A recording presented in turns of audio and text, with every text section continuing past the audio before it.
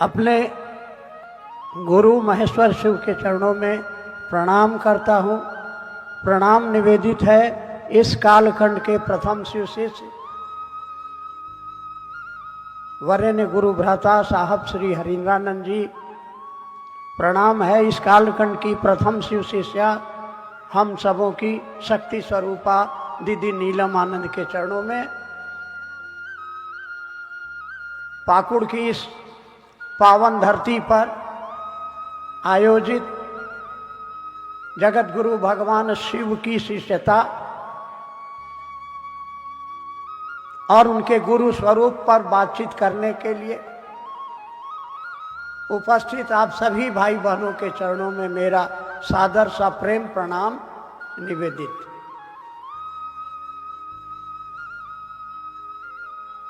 यह मंच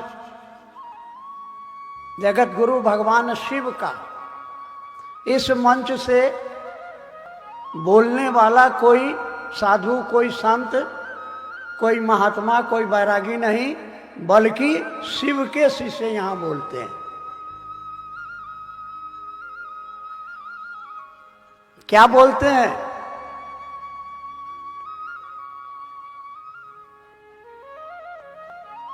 गुरुओं के गुरु, जगत के गुरु, गुराधिपति। जब हम भारतवर्ष के आध्यात्मिक जगत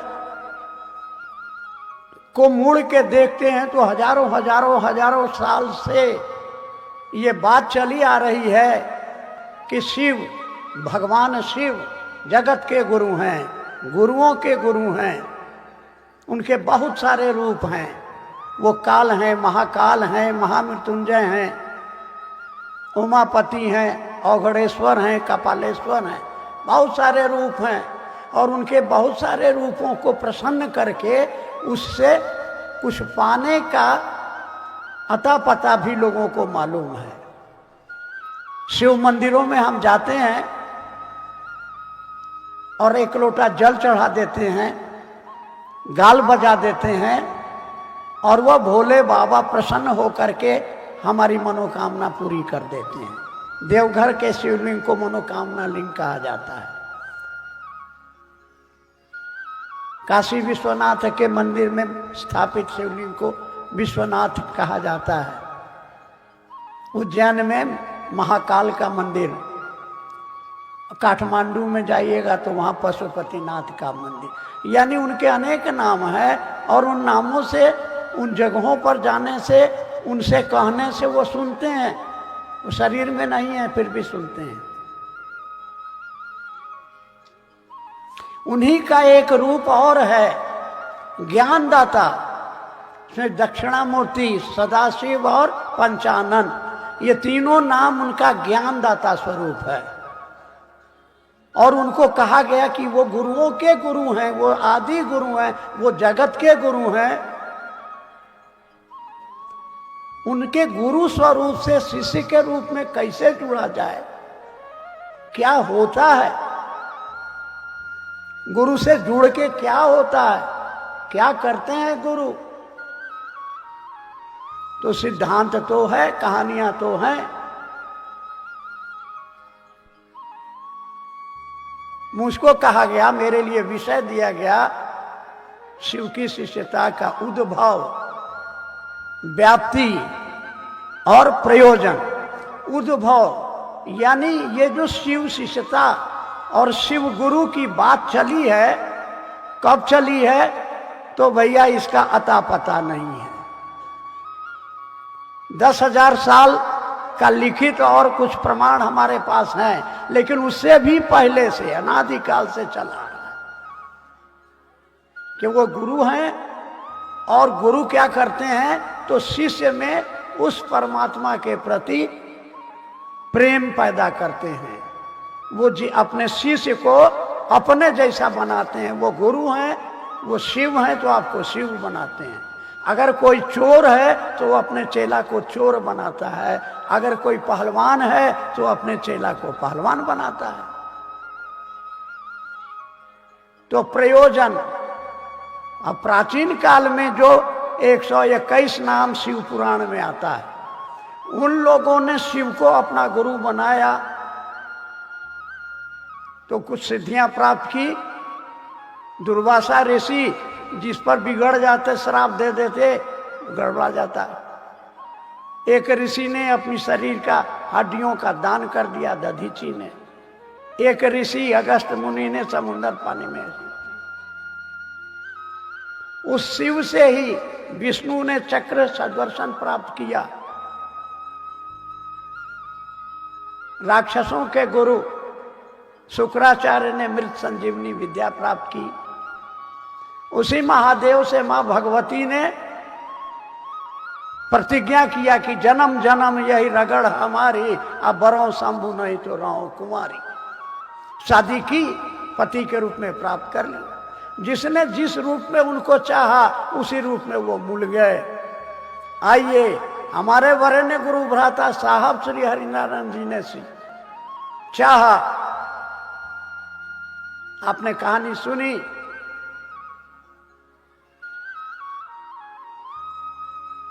चौदह वर्षों तक लगातार तरह तरह के गुरुओं के बीच घूमते रहे। जो जैसा उसने बताया वो करते रहे, लेकिन जो उनकी तलाश थी, जो उनके अंदर चाहत थी, वो नहीं पूरी हुई। और अंत में उन्होंने भगवान शिव को गुरु माना, अपना गुरु माना, शर्तों में माना। इस बात की चर्चा हो चुकी है, दोहराएंगे नहीं। 1974 में उन्होंने शिव को गुरु माना, 75 में नमः शिवाय मिला, 82 में उन्होंने पहली बार किसी को कहा कि शिव मेरे गुरु हैं, तुम्हारे भी गुरु हो सकते हैं। एक चैलेंज आया, प्रसाद खिलाओ तो हम मानेंगे कि शिव गुरु हैं। उन्होंने वह भी किया। और 86 में आकाशवाणी हुई कि जो तुम करते हो दूसरों को करने के लिए कहो। और सिलसिला चल पड़ा लोगों को शिव का शिष्य बनने के लिए कहने का। अब आइए, प्रयोजन। वरेण्य गुरु भ्राता साहब श्री हरिनारायण जी ने शिव को गुरु बनाया तो उनको उनकी क्या चाहत, उनको क्या आदेश मिला, गुरु का आदेश क्या मिला और उनकी क्या चाहत हुई। तो शिष्यानुभूति में उन्होंने लिखा कि आध्यात्म में आ गई संक्रांति से लोगों को मुक्त कराने की अंतः प्रेरणा जगी। इसमें महत्वपूर्ण शब्द है प्रत्येक व्यक्ति को, कोई टूटे ना, कोई छूटे ना। क्या करना है, प्रयोजन क्या है, उद्देश्य क्या है। अब तक के जो 121 नाम आते हैं, या फिर मच्छंदर नाथ के चेला, जो महत्व मच्छंदर नाथ को, मत्स्येंद्र नाथ को कहा जाता है कि वो शिव शिष्य थे, उनके चेले गोरखनाथ। उन्होंने कहा घर द्वार छोड़ के आओ तब चेला बनाएंगे। किसी ने कहा कि मांस मछली छोड़ के आओ तो चेला बनाएंगे। ये साहब श्री हरिनारायण जी ने बनाया तो उन्होंने कहा कि वो जगत का गुरु है। उसका माने होता है कि धरती का कोई आदमी मानव शरीर में यदि है तो उसको शिव शिष्य होने का अधिकार है।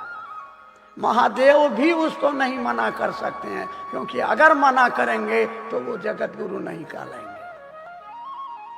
और यही सोच करके उन्होंने संकल्प लिया कि प्रत्येक व्यक्ति को शिव का शिष्य बनाना।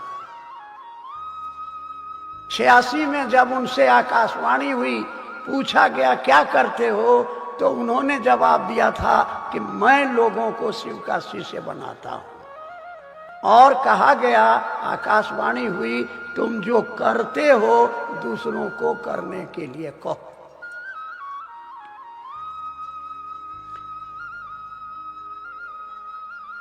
अब शिव का शिष्य कैसे बनेंगे, इसके लिए उन्होंने 3 सूत्र दिया। इसकी व्याख्या आपने सुनी।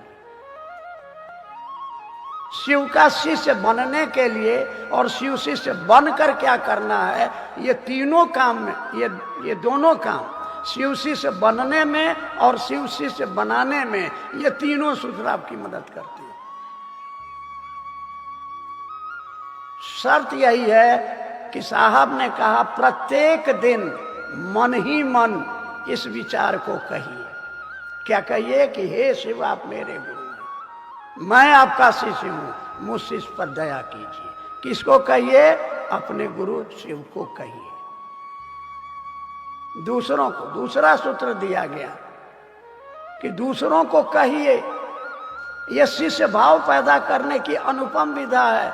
इस मनसा से कहिए कि सुनकर ये आदमी शिव का शिष्य बने, इसके जीवन के दुख दूर हो, इसके जीवन में सुख आए, इसका जीवन शिवमय हो, मंगलमय हो, करुणामय हो। और तीसरा सूत्र दिया कि प्रणाम करो। ये प्रणाम करो किसको, कैसे? कहा कि नमः शिवाय।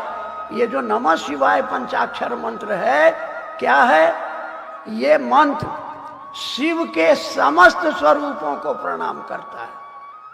वो अघरेश्वर हो या कपालेश्वर हो या महाकाल हो या महामृत्युंजय हो या भगवती हो, उनके सारे रूपों को ये प्रणाम करता है, सारे रूपों को प्रणाम होता है।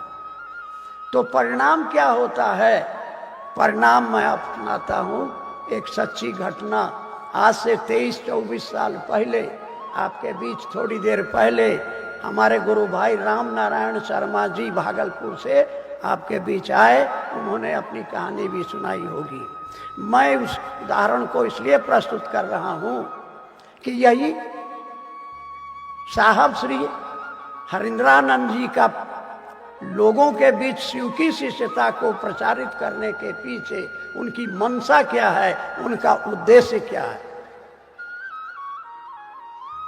23 साल पहले भागलपुर के किसी क्षेत्र में चर्चा कर रहा था मैं। एक गुरु भाई ने कागज पर नाम दिया, मैंने घोषणा कर दी। घर पर आ गए जहां ठहरे थे, तो भाई राम नारायण जी पहुंचे अपने मित्र के साथ, उसका नाम था शंभू। तो उन्होंने कहा कि हम कम्युनिस्ट माइंडेड आदमी हैं, भगवान भगवान को नहीं मानते हैं, आपने मेरे नाम की घोषणा क्यों कर दी? हमने कहा कि भाई देखो कागज पर आया, नाम था, हमने घोषणा कर दी। आपको अगर नहीं अच्छा लगता है तो छोड़िए। अरे कोनो आपका जमीन नहीं ना, हम केवाला करवा लिए हैं, मत मानिए। जब वो जाने लगे, हमने कहा सुनिए, घर में बोरा में पैसा बांध के रखा रहे और आपके ऊपर एको पैसा खर्च नहीं हो, आपके परिवार में 100-200 सदस्य हो और कोई आपकी मदद करने में सफल नहीं हो, तो आप ज्ञानी महादेव को गुरु बना लीजिएगा। एगो महादेव है, दानी महादेव, जो मांगिएगा दे देगा। लेकिन रावण ने मांगा था और रहा न कोई रोवन हारा, और गुरु के रूप में वही महादेव आपको देगा जिसमें आपको नुकसान नहीं हो। अगर विश्वास नहीं हो तो जाके देखिए, बहुत सारे लोग हैं जिन्होंने बड़ी तपस्या करके बेटा मांगा होगा, आज वही कहते हैं कि हम निपुत्र रहते तो ठीक था। इस पर ताली बजनी चाहिए। आप लोग कुछ नहीं कर रहे हैं, सब सोच रहे हैं। कहता है कि नहीं? आज ऐसा है कि नहीं? आज हमारी जो बूढ़ी माताएं हैं, ए दुल्हीन, ए पाकुड़ वाली दुल्हीन, अरे तनी एक कप चाय ना पियब तो कहेगी दो काम के न काज के, आ दुश्मन अनाज के। ऐसा डायलॉग सुनने को मिलता है ना। क्या हुआ? कांवर ले लेके गए थे, हम देवघर में थे, लोगों से पूछते थे और लोग बताता था कि बेटा मांगने आए हैं, बेटे का ब्याह नहीं हो रहा है, बेटी की शादी नहीं हो रही है। तो बिना शरीर में रहे हुए वह महादेव आपको बेटा दे सकता है, आपका रोग दूर कर सकता है, नौकरी दे सकता है, तो आपको ज्ञान नहीं दे सकता है? खैर चलिए, हमने उनको विदा कर दिया। राम नारायण भाई चले गए। 3 महीना के बाद उनको लकवा मार दिया। बेगूसराय में इलाज के बाद डॉक्टर ने रेफर कर दिया। चले गए इंदिरा गांधी इंस्टीट्यूट पटना, इलाज चल रहा था। जिस कमरे में थे वहाँ पर 5-6 को रोगी आया, मर गया, चला गया। और इनका था कि न बोल सकते थे न हिल सकते थे, अकेली संतान। इनके 2 बहनोई दुर्गा सप्तशती का पाठ सुबह शाम सुनाते थे। पिताजी को जिसने कहा वहाँ से धागा ले आओ, वहाँ से पानी ले आओ, वहाँ से भभूत ले आओ, सब जगह से लाते गए, ले कोई असर नहीं। एक दिन डॉक्टर साहब से कहा कि हमको रेफर कर दीजिए, दिल्ली एम्स में ले जाएंगे। तो डॉक्टर ने कहाँ जाइएगा? डॉक्टर ने कहा कहाँ जाइएगा, आपके बेटा के लिए धरती पर दवा नहीं है, ले जाइए घरे। भगवान भरोसे जब तक जिंदा रहेंगे कोई मेडिसिन नहीं। ले आए। गांव से महिलाएं आती थी, रोती थी, चली जाती थी। दुर्गा सप्तशती का पाठ चल रहा है। एक दिन रामनारायण भाई के मन में ये ख्याल आया कि प्रोफेसर साहब ने कहा था कि जब चारों ओर से हार जाइएगा तो महादेव गुरु को याद कीजिएगा। याद रखिए, महादेव के बहुत रूप हैं, लेकिन उनका जो ज्ञानदाता स्वरूप है वह सकल उपचारा। गुरु सकल उपचारा। वो खाली ज्ञाने नहीं देते हैं, आपका बुखारो उतार देते हैं, आपका हड्डी भी जोड़ देते हैं। तो उस महादेव को उन्होंने मन ही मन, हमने इतना ही कहा था कि मन ही मन कहिएगा कि हे शिव आप मेरे गुरु हैं, मैं आपका शिष्य हूं, मुझ इस पर दया कीजिए। और उनको प्रणाम कीजिएगा मन से। तो बोल सकते नहीं थे, हाथ उठता नहीं था, शरीर हिलता नहीं था अपने से, लेकिन मन तो काम कर रहा था। तो मन से उन्होंने कहा महादेव को, और कुछ ही दिनों में बिना दवाई खाए हाथ पैर हिलने लगा, चलने लगा। और जब लाठी लेके चलने लगे तो अपने माता पिता को बैठा करके चौकी पर कहा कि सुनिए, जिस राम नारायण को आपने पैदा किया था वो मर गया। अब ये जो शरीर आपके सामने है महादेव का दिया हुआ है, और जब तक हम जिंदा रहेंगे महादेव महादेव करेंगे।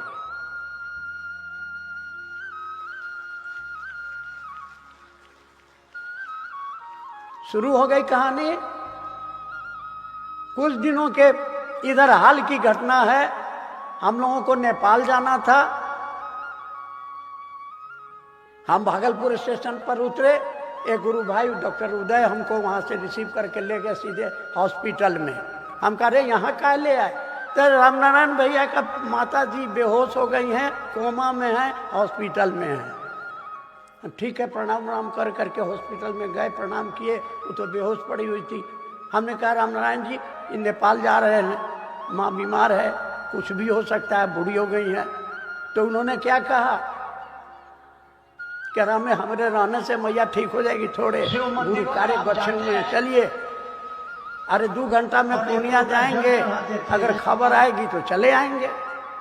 अगर नेपाल वीरगंज चले गए, वीरपुर चले, विराटनगर, तो 3 घंटा में चले आएंगे। और हम लोग चले गए और चले, हाँ नेपाल चले गए। तो शाम को खबर आई, डॉक्टर साहब फोन किए, आपकी माँ ठीक हो गई है, ले जाइए। क्या हुआ? गुरु सकल उपचारा। ये खाली बोलिए में, खाली बोलने से होगा? करना होगा। क्या है गुरु का आदेश?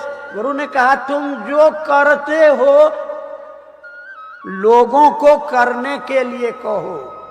तो हम लोगों को दिया गया करने के लिए, हम लोग मंच से खाली बोलते हैं, दूसरे को कहते हैं करने के लिए, अपने कर्मे नहीं करते हैं। एक घटना और सुनाना चाहेंगे। इनकी टांग गई टूट, भयंकर। हम लोग दिल्ली से आए साहब के साथ। साहब ने कहा कि जरा खबर लो तो उसका।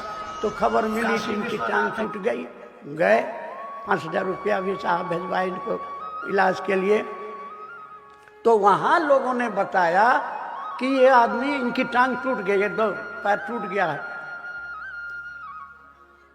हॉस्पिटल में ऑपरेशन हो रहा था, बेहोश थे, लेकिन इनके मुंह से निकल रहा था नमः शिवाय नमः शिवाय। इसलिए कह रहे हैं कि आपको तो कहा जाता है कि अरे भोरे उठ करके रात में सोने के समय, आज सवेरे हमने सोमेंद्र जी से पूछा था कि ऋषि किसको कहते हैं, तो सोमेंद्र जी ने मुझको कहा, जैसे साहब ही बताते थे क्या, कि ऋषि उसको कहते हैं जिसके नींद में भी महादेव बैठे होते हैं। तो ये आदमी बेहोशी हालत में भी बोल रहा है नमः शिवाय नमः शिवाय नमः शिवाय।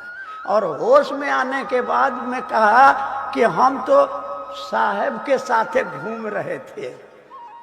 क्या हमारे आपके साथ ऐसा होता है? और तीसरी घटना, क्या गुरु सकल उपचारा, 1 क्विंटल 10 किलो वजन हो गया रामनारायण भाई का। इनके पैर का जो टूटा हुआ हिस्सा था उसमें जो लोहा लगा था वो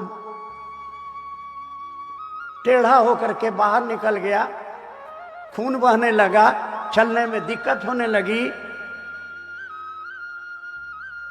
हम लोग नेपाल गए हुए थे चर्चा के लिए, खून बह रहा था, फिर भी गए, वॉकर लगा करके गए। एक गुरु भाई मिल गया और उसने कहा कि यहाँ एक डॉक्टर है जो आयुर्वेदिक दवा से हड्डी जोड़ देता है। हम लोग गए, उसने कहा कि आप ये हड्डी लोहा निकलवा दीजिए और जब पैर सूख जाए यहाँ आइए हम इसको जोड़ देंगे। और हम लोग गए, इनके एक बहनोई साथ में गए और हम 3 आदमी इनके साथ गए, डॉक्टर उदय, हम और एगो सुरेंद्र। दिन भर हम लोग गांव गांव में घूम के चर्चा करते, शाम को आते थे, आइए अपना बिछौन पर पड़े। सिर्फ 5 दिन के बाद डॉक्टर ने कहा आप खड़ा होइए। सिर्फ 5 दिन लगा। ये है गुरु की कृपा, ये है गुरु की दया।